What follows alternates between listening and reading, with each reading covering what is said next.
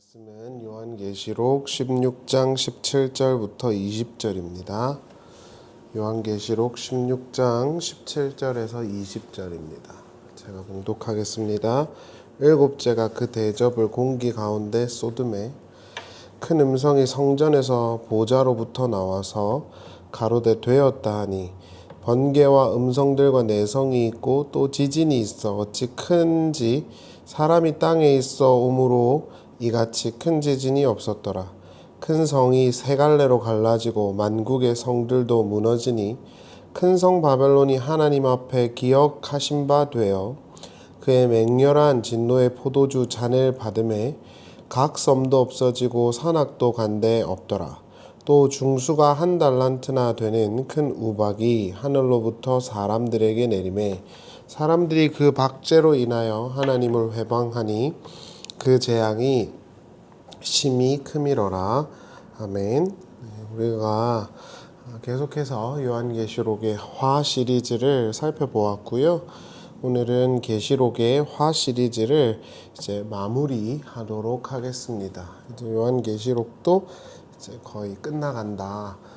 그래서 올해 이제 요한계시록이 좀 끝나면 요한복음이나 요한서신이나 이쪽 라인으로 해서 한번 잘 정리를 또 하면 좋지 않을까 생각을 하고 있습니다. 그래서 끝까지 잘 우리가 계시록을 나눠보면 좋을 것 같아요. 오늘은 요한계시록화 시리즈의 마무리라고 보시면 됩니다. 요한계시록은 임봉, 나팔, 대접, 화가 점강적으로 등장을 해요. 반복적이지만 강화되는 구도다 이렇게 보시면 돼요. 하나님이 이 아래의 세상을 심판하시겠다는 의지를 분명하게 피력하고 있는 구도예요.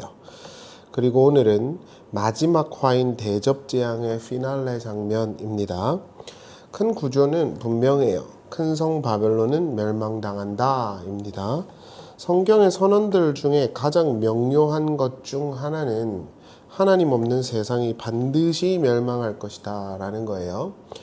하나님이 일부러 개입해서 잘 살고 있는 피조 세계를 멸망시키는 구도가 아니라 스스로 무너지게 되는 구조인 거예요. 그러니까 어떻게 보느냐에 따라서 아주 달라지겠죠. 오늘 본문에서 가장 중요한 표현 중에 하나인 큰 성 바벨론이라는 표현은 다니엘서 4장 30절에 등장한 거였거든요. 그 두 가지를 조금 같이 읽어드리겠습니다. 큰 성이 세 갈래로 갈라지고 만국의 성들도 무너지니 큰 성 바벨론이 이렇게 나오고요. 4장 30절입니다. 나 왕이 말하여 이르되, 여기서 나는 느부갓네살입니다. 이 큰 바벨론은 이렇게 나오죠. 그래서 이 두 가지가 이렇게 오버랩되어 있는 구도입니다. 다니엘서 4장 30절에 따르면 느부갓네살이 바벨론 제국의 힘과 영광을 자랑하면서 누구도 이 땅을 무너뜨릴 수 없다라고 자신을 하는데 하나님께서 그 바벨론을 무너뜨릴 것이다 라고 환상을 느부갓네살에게 주는 대목이 이 다니엘 4장 30절 4장의 내용이거든요. 그것이 이렇게 오버랩됨으로써 신자들에게 하나님을 떠난 인간 세상은 반드시 멸망당할 것이다 라는 일관된 선언을 다시 주지시키고 있다 이렇게 볼 수 있겠죠. 그리고 결국 이 화 시리즈 세 가지의 화가 이렇게 점강적으로 드러나는 구도인데 이 화 시리즈의 요지도 그것입니다. 결국 하나님 없는 세상은 반드시 멸망당할 것이다. 뭐 이게 요한계시록의 재앙이 담고 있는 메시지를 할 수 있겠죠. 본문을 조금 더 살펴보도록 하죠. 큰 틀은 잡았으니까 17절을 보겠습니다. 일곱째가 그 대접을 공기 가운데 쏟음에, 여기서 공기 가운데 쏟았다. 공기는 그냥 단순히 이런 공기를 말하는 게 아니에요. 에어를 말하는 게 아닙니다. 그래서 공기라는 그 단어는 아에르라는 단어인데 그 자체가 공중이란 뜻이에요. 그래서 공기에 쏟았다 이러니까 좀 이상하죠. 그래서 이런 번역들을 이제 우리가 조금 잘 수정해서 원 취지를 좀 파악하는 것이 중요합니다. 그래서 헬라어를 보는 거고요. 이 공중이라는 단어는 그냥 단순히 그런 하늘을 말하는 게 아니라 에베소서에서 사도 바울이 악의 영들이 거주하는 것이 공중이다라고 분명히 명시하죠. 그래서 여기서 나오는 공중이라는 건 단순히 에어가 아니라 하나님을 떠나 있는, 더 나아가서 그 하나님을 떠난 세상을 치리하고 있는 공중 권세 잡은 자들, 그 안에는 악의 영들이란 표현도 있지만 이 세상의 치리자들까지 다 들어가 있는 개념입니다. 그들이 살고 있는 것이 공중이거든요. 거기를 하나님께서 심판하시는 구도인 거예요. 그래서 땅에다가 쏟아버리는 게 아니라 공중에다가 쏟아버리는 거예요. 공중에 누가 사니까요? 이 땅의 부패와 악을 이끄는 지도자들이 사는 곳이 공중입니다. 요한계시록에서는. 그래서 그들을 심판해 버리시는 구도인 거예요. 실제로 그 공중에다가 이제 대접을 쏟아부었는데 거기서 음성이 하나 나와서 하는 말이 뭐냐면 되었다 하는 거라고 말해요. 그래서 되었다라는 건 테텔레스타이가 아니에요. 제 이름이 성인데 그게 테텔레스타이거든요. 근데 테텔레스타이는 완성시키다 이런 뜻이에요. 근데 여기서 그 되었다라는 것은 기노마이예요. 테텔레스타이 그거는 이제 complete 됐다는 느낌이 있는 거고, 이제 여기에서 되었다 기노마이는 become의 의미가 있는 거예요. 차근차근 일이 진행되다가 비로소 확 드러났다 뭐 이런 뜻이 있는 것입니다. 제가 왜 꼭 굳이 이 두 단어의 차이를 설명드리냐 하면은 이 기노마이라는 단어가 요한계시록 21장 6절에서도 나오거든요. 그런데 이렇게 표현이 되어 있어요. 또 내게 말씀하실 때 이루었도다. 이 이루었도다가 예수님께서 십자가에서 다 이루었다는 테텔레스타이가 아니라 기노마입니다. 그래서 이 기노마이라는 단어 자체가 어떤 의미가 있냐면 이렇게 하나님의 뜻이 드디어 딱 이렇게 나타났다 이런 뜻이에요. 그래서 이루었다, 되었다 이런 표현으로 이제 번역이 되어 있는데 둘 다 똑같은 단어다 이렇게 보시면 되는 겁니다. 될 일이 되었다는 뜻입니다. 그러니까 이루었다라는 것은 예수님께서 본인의 사역과 죽음과 십자가의 뜻 이런 것들이 다 이루어져 가는 것들의 방점이 있는 거면 이건 원래 의도한 대로 그냥 됐어 이런 뜻이 있는 거라는 말씀을 드리는 거예요. 그 차이와 뉘앙스를 좀 잘 이해하시면 좋겠어요. 실제로 그 21장 6절뿐만 아니라 1장 1절에서도 1장 1절 2절 이런 데 보면은 되어질 일이라고 돼 있거든요. 내가 앞으로 되어질 일을 보여줄게. 그 되어지다도 기노마이예요. 그래서 이 기노마이라는 것 자체가 하나님께서 그렇게 되게 하기로 작정된 게 그냥 그대로 됐어 라는 의도가 있는 것입니다. 그래서 다시 이제 각설해서 본론으로 돌아오면 일곱째가 그 대접을 공중에다가 쏟아붓고 됐다라고 말을 하는 것은 하나님이 의도하신 게 다 된 거야 이런 의도가 있는 것이죠. 여기서 우리가 분명히 한 가지 알아야 하는 것이 있는데요. 그건 뭐냐면 하나님의 약속은 반드시 그렇게 된다는 것입니다. 이 아래의 세상이 멸망당하는 것도 하나님이 작정하신 것이고 그대로 되는 것이고, 요한계시록에서 나오는 성도들의 구원도 하나님이 작정하신 것이고 그냥 그대로 될 겁니다. 어떤 개입과 어떤 방해도 그 되어지는 걸 막을 수가 없단 말입니다. 그 방점을 우리가 잘 이해해야 돼요. 신약 성경의 핵심적 명제는 제가 보기에는 하나님은 사랑이시다가 아니고 에스틴 피스토스 호 에판겔리온 약속하신 분은 신실하시다라고 저는 생각을 해요.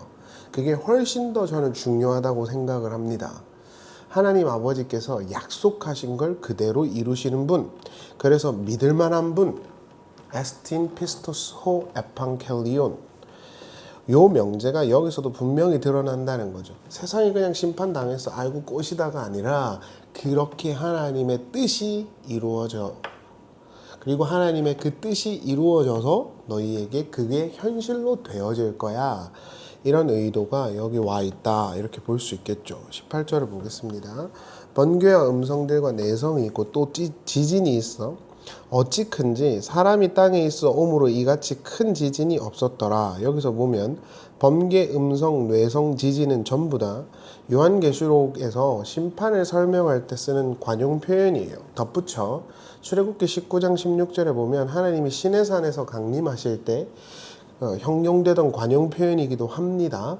그래서 하나님께서 이 땅에 자신의 나라와 자신의 그 임재하심을 보여주기 위해서 임재하시는 그림과 그 일을 위해서 이 아래의 세상과 공중권세 잡은 자가 무너지는 그림이 같이 이렇게 중첩돼서 독자들에게 전달되고 있는 거예요.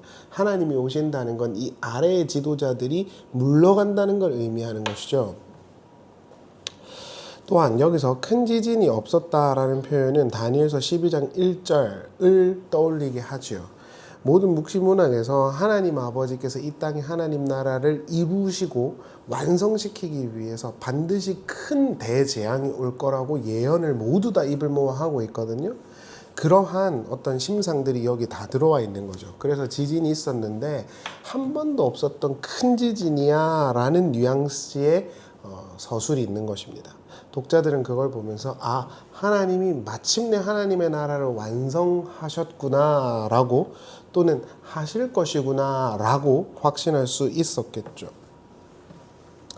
또한 여기서 좀 재밌는 표현은 그 세 갈래로 큰 성이 갈라졌다 그리고 지진이 있다 이런 표현들이 지금 섞여 있잖아요.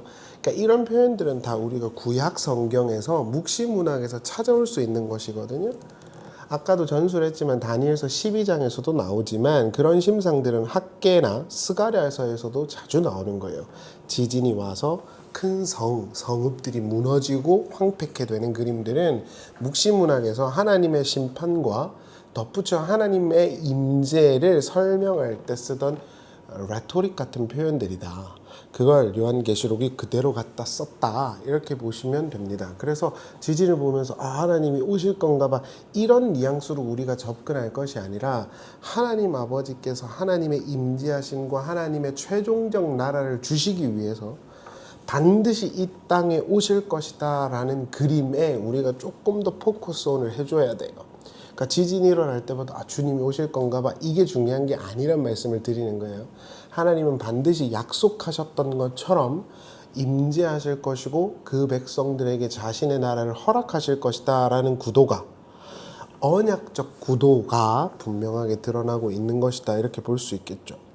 21절을 보시면 또 중수가 한 달란트나 되는 큰 우박이 하늘에서부터 사람들에게 내리매 사람들이 그 박제로 인하여 하나님을 회방하니 그 재앙이 심히 크미러라. 우박이 내렸다 그러죠.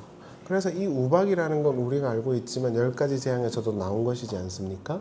그래서 이 마지막 대접 재앙을 관통하고 있는 그 재앙의 내용은 지진과 우박이고 이것은 묵시문학과 출애굽기에서 하나님께서 일으키셨던 10가지 재앙과 이렇게 다 모든 것이 이렇게 믹스되어 있는 구도로 설명되고 있는 것입니다. 그러나 중요한 건 하나님께서 왜 이러한 멸망적 사인들을 써서 요한계시록 독자들에게 주셨냐 하는 것입니다.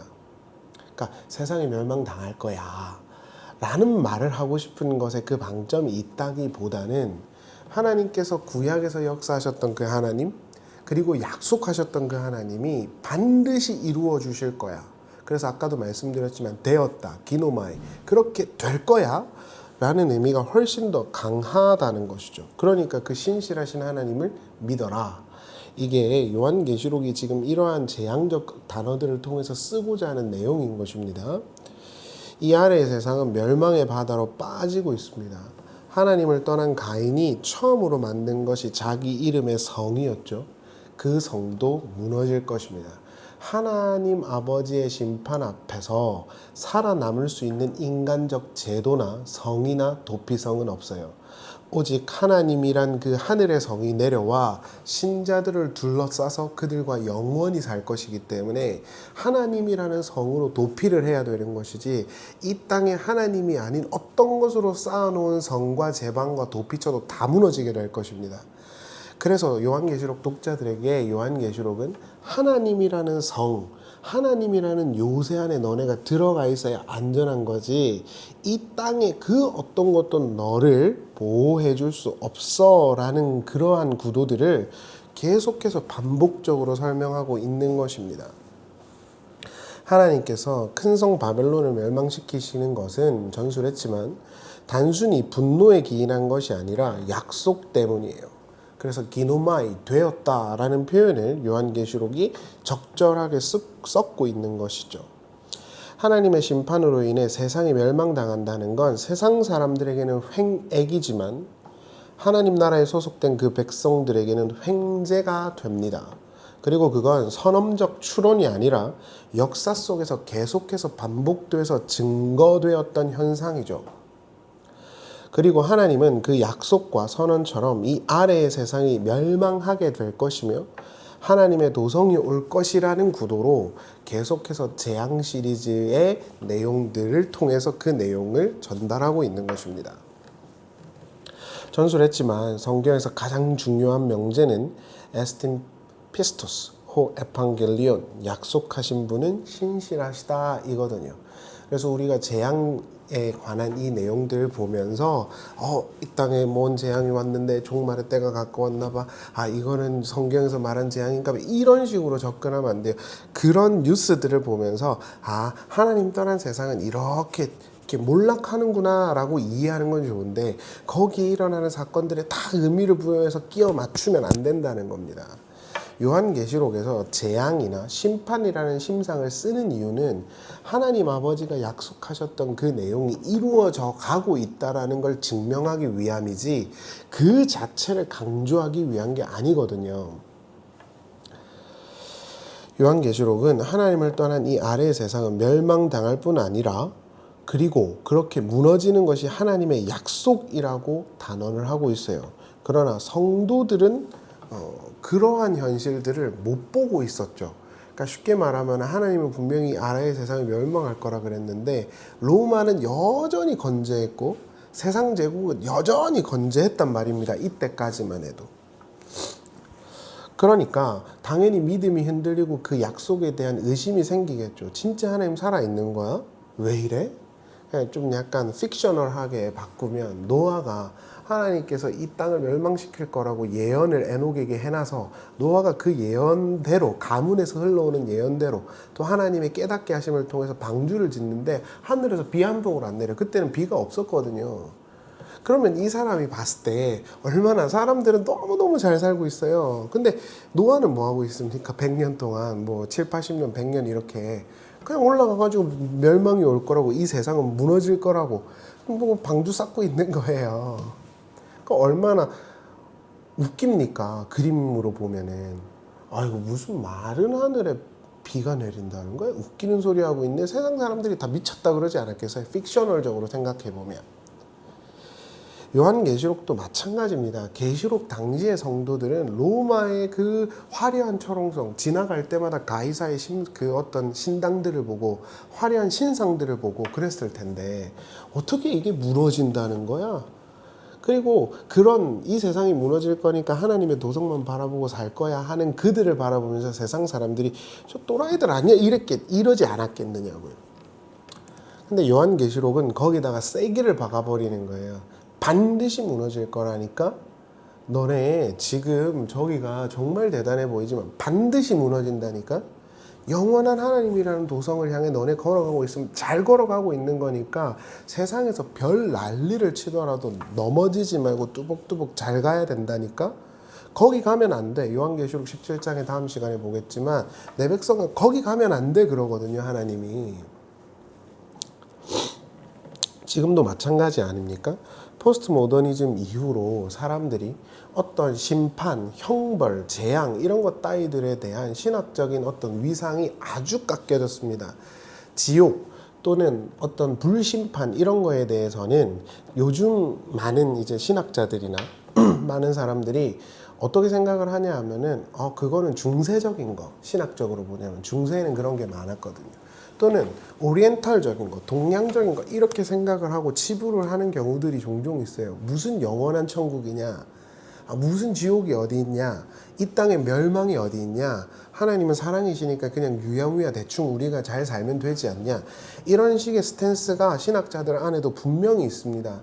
제가 어릴 때 제가 따라다녔던 목사님들은 항상 그런 이야기들을 많이 했거든요. 요즘의 목사님들 인기 있다는 TV에 나오는 사람들 중에 그런 이야기하는 사람 한 명도 없어요. 거의. 제가 이렇게 보면은 그래요. 사람들이 듣기 싫어하거든요.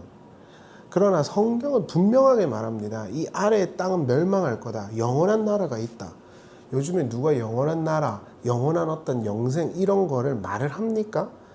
그리고 TV에 나오는 주류라는 사람들도 대부분 그런 거에 대해서 신학적으로 코멘트를 하지 않죠. 왜냐하면 그게 많이 이렇게 내려갔거든요, 스탠스가. 그러나 성경은 분명하게 말합니다. 이 아래의 세상은 멸망당할 것이고 하나님 아버지를 떠나 있는 백성들은 반드시 심판을 당할 것이라고. 그러니까 거기에 지금 당장 화려해 보이는 거기에 들어가지 말고 영원한 하나님 아버지라는 분의 도성 안으로 들어가기 위해서 그 표대를 너네가 놓치지 말고 걸어가야 한다고 요한계시록이 계속해서 말하고 있는 거예요. 그러니까 이 설교를 제가 유명하지도 않고 많이 듣지도 못하실 수 있지만 꼭 기억하셨으면 좋겠는 것은 성경이 분명히 그렇게 말하고 있다는 것입니다. 기노마이, 반드시 그렇게 될 거야 라고 말이죠. 요약하겠습니다. 요한계시록에 이제 재앙 시리즈가 끝이 나거든요. 이 재앙 시리즈를 우리가 마무리하면서 두 가지만 꼭 기억했으면 좋겠습니다. 첫 번째, 모든 제국은 멸망한다. 두 번째, 하나님의 나라는 영원하다. 그리고 이 모든 명제를 관통하고 있는 것, 에스틴 피스토스 호 에판겔리온, 약속하신 하나님은 믿을 만한 분이시다. 기도하시겠습니다. 하나님 아버지, 우리가 전전긍긍하며 지키고 싶은 그것이 하나님의 날 앞에, 하나님의 존전 앞에 아무것도 아님을 깨닫게 해주시기를 바랍니다. 우리가 자랑스럽게 여기는 그것도, 우리가 수치스럽게 여기는 그것도 하나님 앞에는 아무것도 아니라는 것을 우리가 깨닫게 되기를 바랍니다. 그리고 영원하신 하나님을 향해 뚜벅뚜벅 표대를 놓치지 않고 걸어가게 해주시기를 바랍니다. 예수님의 이름으로 기도합니다. 아멘.